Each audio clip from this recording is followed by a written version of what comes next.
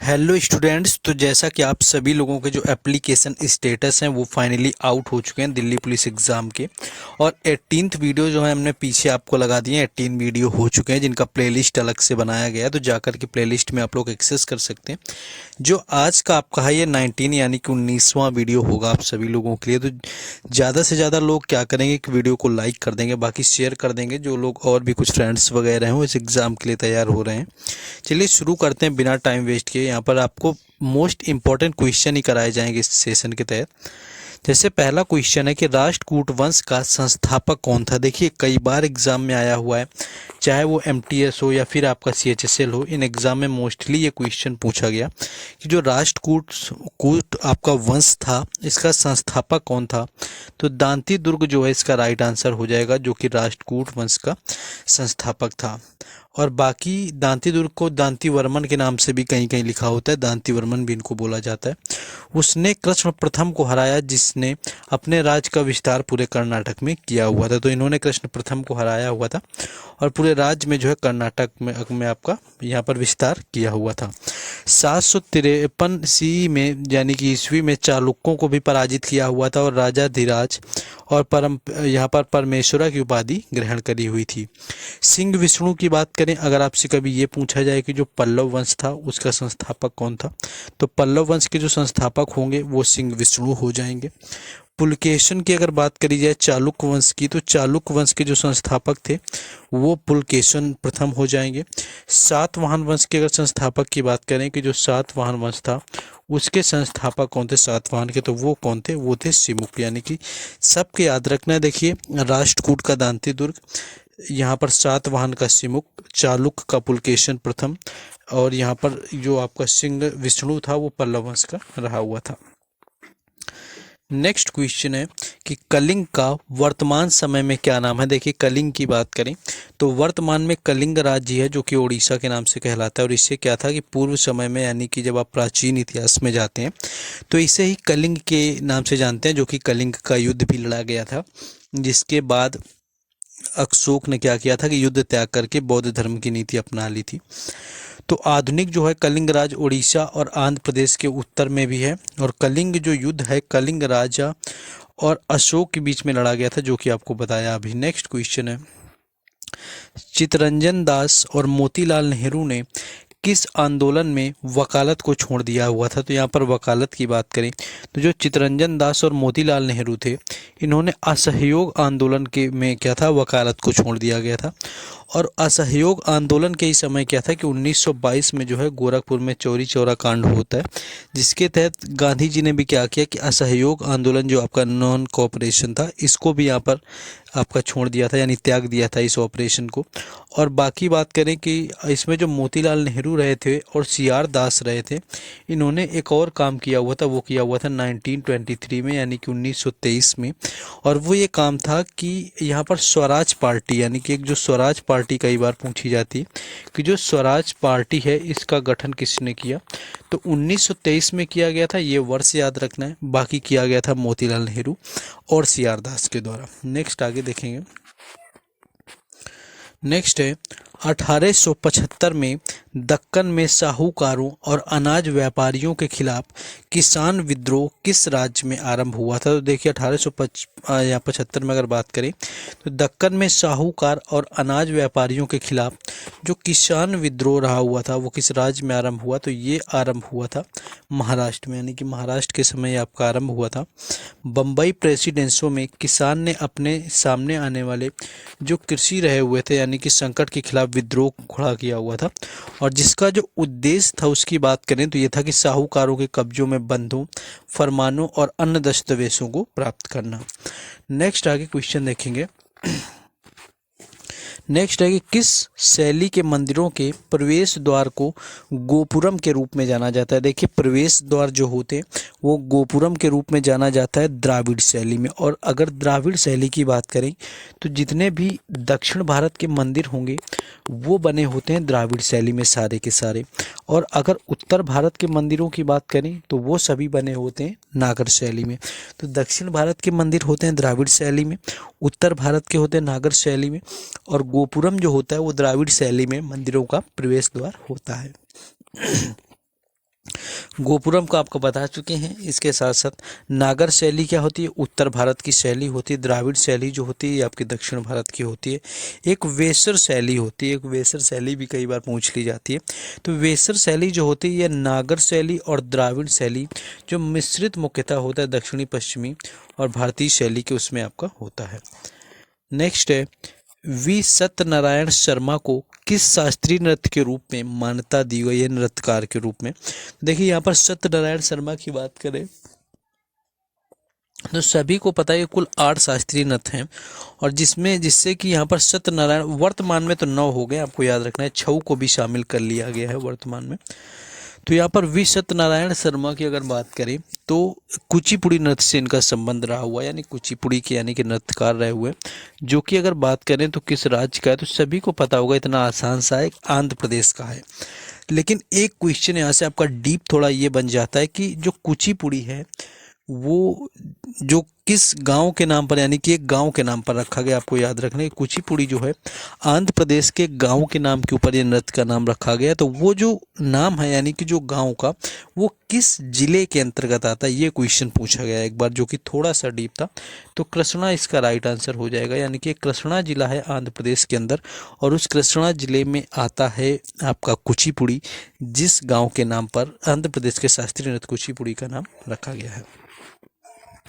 बाकी अगर बात करें इनके सम्मान से रिलेटेड तो 1917 यानी कि 1970 में इन्हें पद्म श्री से सम्मानित किया गया, जो कि चौथा सर्वोच्च सम्मान होता है भारत का। पहला भारत रत्न होता है, दूसरा पद्म विभूषण होता है, तीसरा पद्म भूषण होता है और चौथा जो होता है वो पद्म श्री होता है। नेक्स्ट आगे आगे हम लोग देखेंगे इससे संबंधित जो और कुछ लोग हैं, जिसमें कि आपके सत्यनारायण शर्मा हो गए, यामिनी कृष्णमूर्ति हो गई, लक्ष्मी नारायण हो गई, शास्त्री राधा रेड्डी हो गई, राजा रेड्डी हो गई, स्वप्ना सुंदरी, इंद्राणी रहमान, जूनियर निर्मल, विश्वेश्वर राव, ये सारे जो लोग हैं ये संबंधित हैं बाकी चीज़ों से आपके, यानी कुचिपुड़ी के आंध्र प्रदेश से। नेक्स्ट है कथक केंद्र कहाँ पर स्थित है। देखिए अगर कथक केंद्र की बात करें कि ये आपका कहाँ स्थित है, दिल्ली जो है इसका राइट आंसर हो जाएगा, जहाँ पर कथक का केंद्र स्थित है। और कथक जो है नृत्य का राष्ट्रीय संस्थान है, जिसे कि कथक केंद्र के रूप में जाना जाता है। तो जो कथक नृत्य का राष्ट्रीय संस्थान है, जिसे कि कथक केंद्र के नाम से जाना जाता है, यही क्वेश्चन डायरेक्ट पूछा जाता है। या तो ये पूछ लेंगे कि कथक का राष्ट्रीय संस्थान कहाँ पर है या फिर कथक का केंद्र कहाँ पर है। तो ये जो दोनों सेम ही क्वेश्चन हो जाते हैं, जो कि आपका दिल्ली में इसको स्थापित किया गया। तो दिल्ली जो है इसका राइट आंसर यहाँ पर हो जाएगा। बाकी बात करें तो ये कथक के शास्त्रीय जो नृत्य होते हैं उनके रूप के लिए आपका संस्थान होता है। और इसके अलावा जो है संगीत नाटक अकादमी की जो एक इकाई है उसको भी भारत के राष्ट्रीय संगीत के तहत, और जो आपका नृत्य और नाटक अकादमी है इसको भी 1964 यानी कि 1964 में नई दिल्ली में स्थित किया गया था। नेक्स्ट है उगादी एक उत्सव है जो कि किस राज्य में मनाया जाता है, यानी कि उगादी फेस्टिवल की यहाँ पर बात करी गई है। और उगादी जो फेस्टिवल है ये एक नववर्ष है, कोई ऐसा फेस्टिवल नहीं, ना कोई आपका फसल त्यौहार अगर आपसे पूछा जाए तो ये नववर्ष के रूप में मनाया जाता है। जिस तरह से आपका नववर्ष के रूप में एक नवरोज मनाते हैं, और नवरोज तो सभी को पता होगा, इतनी बार पूछा गया है कि ये पारसियों का यानी कि ईरानी कैलेंडर जो होता है, ईरानी कैलेंडर का पहला दिन होता है, जो कि पारसियों का नया त्यौहार कहा जाता है। उगादी एक उत्सव है जिससे कि आपका मनाया जाता है कर्नाटक में। उगादी उत्सव दक्षिण भारत में नए साल के रूप में मनाया जाता है, यानी कि कर्नाटक का त्यौहार है जो कि कर्नाटक के नए साल के रूप में मनाया जाता है। और उगादी जो है उत्सव हिंदू पांचांग के अनुसार चैत्र मास की प्रथम तिथि को मनाया जाता है, यानी ये हिंदू पांचांग का ही आपका होता है। और वहीं अगर ग्रेगोरियन कैलेंडर के अनुसार करें तो यह उत्सव मार्च या अप्रैल में पड़ता है। नेक्स्ट क्वेश्चन आगे है भारतीय संविधान का अनुच्छेद 29 और 30 किससे संबंधित है। अगर भारतीय संविधान के अगर अनुच्छेद 29 और 30 की बात करें तो ये संबंधित है सांस्कृतिक और शैक्षिक अधिकार से, यानी कि जो आर्टिकल 29 और 30 होता है ये सांस्कृतिक और शैक्षिक अधिकार से शामिल है। जो अनुच्छेद आपका 29 यानी आर्टिकल 29 होता है, ये होता है कि अल्पसंख्यक समूहों के हित की रक्षा करना है। दूसरा आपका आर्टिकल 29A है, ये भारत में रहने वाले नागरिकों के किसी भी वर्ग को एक विशिष्ट संस्कृति, भाषा या लिपि, अपनी भारतीय संस्कृति और लिपि के संरक्षण का जो होता है अधिकार प्रदान करता है। अनुच्छेद जो आपका 29(2) होता है, ये क्या करता है कि राज्य केवल जाति, धर्म या भाषा इनमें से किसी के आधार पर चलाए गए जाने वाले या उससे प्राप्त होने वाले शिक्षा और संस्थानों में प्रवेश से इनकार नहीं करेगा। यानी कि यहाँ पर शिक्षा की भी अधिकारिता रखी गई है। नेक्स्ट है, भारत में बेटियों में के लिए संपत्ति में अधिकार के लिए किस अधिनियम में संशोधन किया गया था। यानी जैसा बोलते हैं कि जो संपत्ति का अधिकार होता है वो बेटे और एक बेटी में बराबर का होता है। तो ये जो अधिनियम आया हुआ था ये किस संशोधन में था, तो ये एक्चुअली ये आपका जो संशोधन था ये था हिंदू उत्तराधिकार संशोधन अधिनियम 2005। ये बनाया तो बहुत पहले गया था, आपका आया था 1956 के समय, लेकिन इसमें संशोधन किया गया हिंदू उत्तराधिकार संशोधन अधिनियम, जो कि 2005 के समय पर किया गया था, हिंदू उत्तराधिकार संशोधन अधिनियम 2005 में।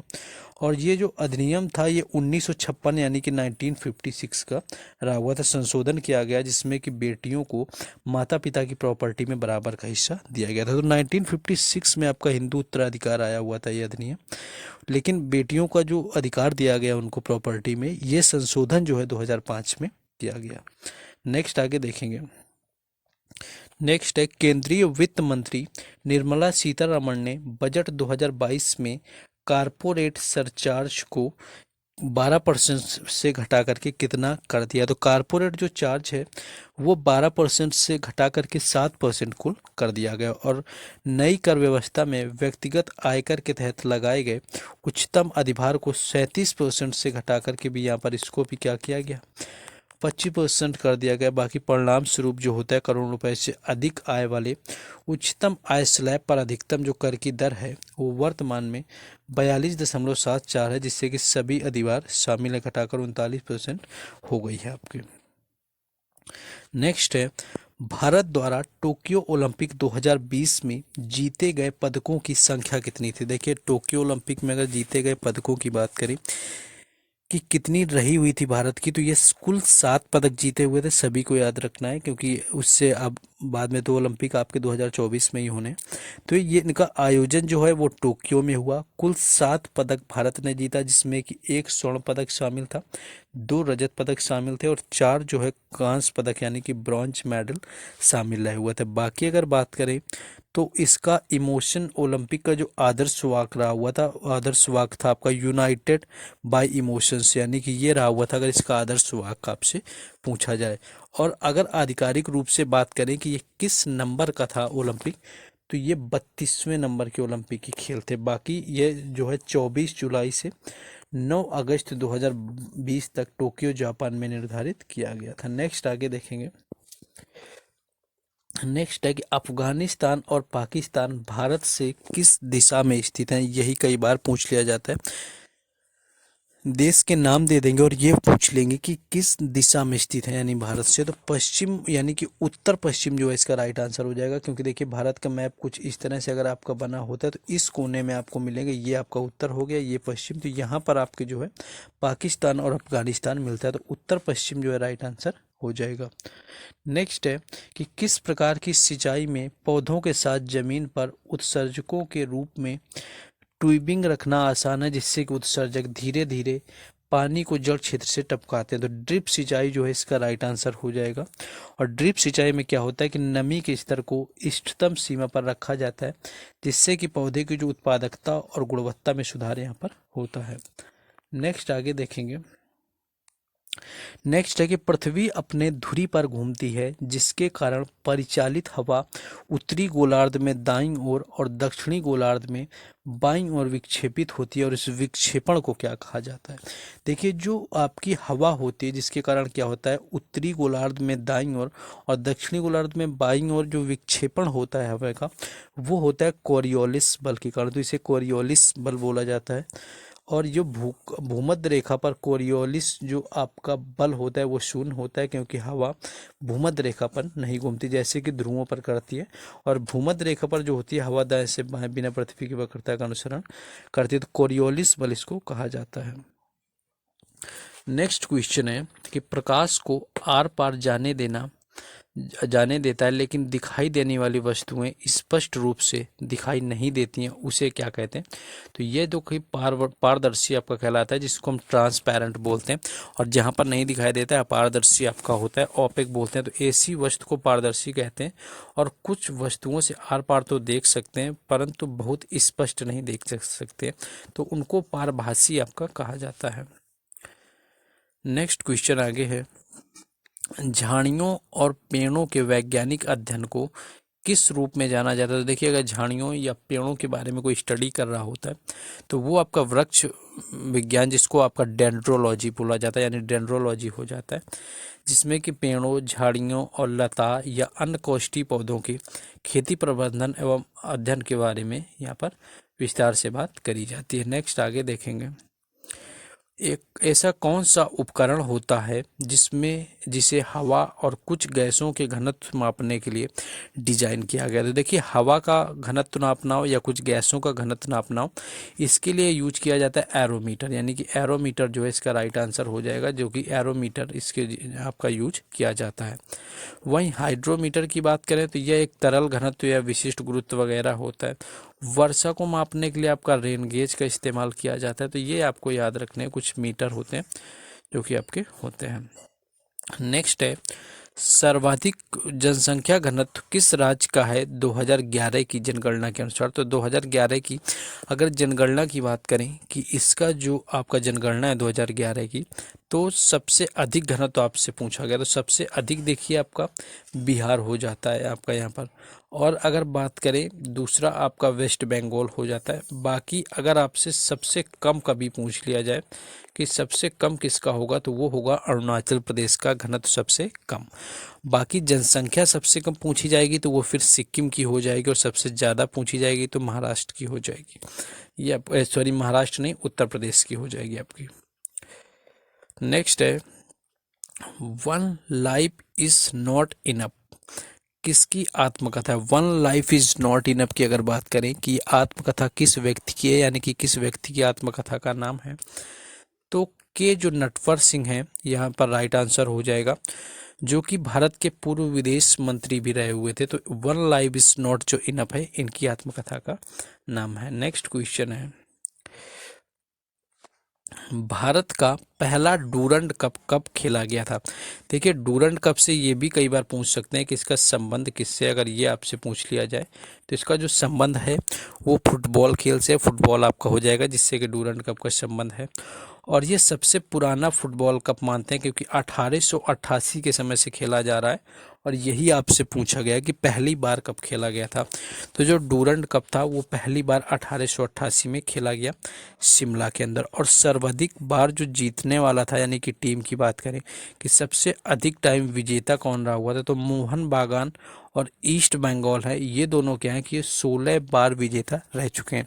तो सबसे अधिक जो डूरंड कप जीतने का खिताब है वो मोहन बागान और ईस्ट बंगाल के नाम है, जो कि बराबर दोनों जीत चुके 16-16 बार। नेक्स्ट आपका पढ़े 2022 की अगर डूरंड कप की बात करें तो विजेता इसका बेंगलुरु रहा हुआ था, और उप विजेता जो रहा हुआ था वो था मुंबई सिटी। बाकी कोलकाता, गुवाहाटी और इम्फाल में इसका आयोजन किया गया था। तो ये भी यहाँ पर याद रख लेंगे। नेक्स्ट क्वेश्चन है, भारत के किस सिविल इंजीनियर के नाम से 15 सितंबर को इंजीनियर्स डे के रूप में मनाते हैं? तो देखिए, अगर इंजीनियर्स डे की बात करें कि आपका कब मनाया जाता है, तो ये याद रखना है कि ये मनाया जाता है 15 सितंबर को। तो इसको तो याद रखना है, 15 सितंबर को मनाते हैं। बाकी किस आपके सिविल इंजीनियर 15 सितंबर को होता है और किसके लिए मनाया जाता है, तो मोक्ष गुंडम विश्वेश्वरैया राइट आंसर हो जाएगा। यानी कि जो मोक्ष गुंडम विश्वेश्वरैया थे, ये भारत के पहले सिविल इंजीनियर थे, जिनको याद करने के लिए यहाँ पर आपका इंजीनियरिंग डे 15 सितंबर को मनाते हैं। और भारत सरकार ने जो है 1868 में घोषणा करी हुई थी। अगर कब घोषणा करी, तो 1868 में करी हुई थी यहाँ पर मनाने की घोषणा।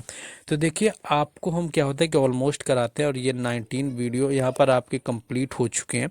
बाकी हर तरह की जो आपकी अपडेट या जो चीज़ें वगैरह हैं वो आपको टेलीग्राम चैनल और व्हाट्सएप ग्रुप पर मिलते रहते हैं, चाहे कोई अपडेट हो या फिर एग्ज़ाम के जो आपके एनालिसिस हम करवाएंगे उसकी PDF वगैरह है तो वो वहाँ पर देंगे, तो वो आपको मिल जाएगा।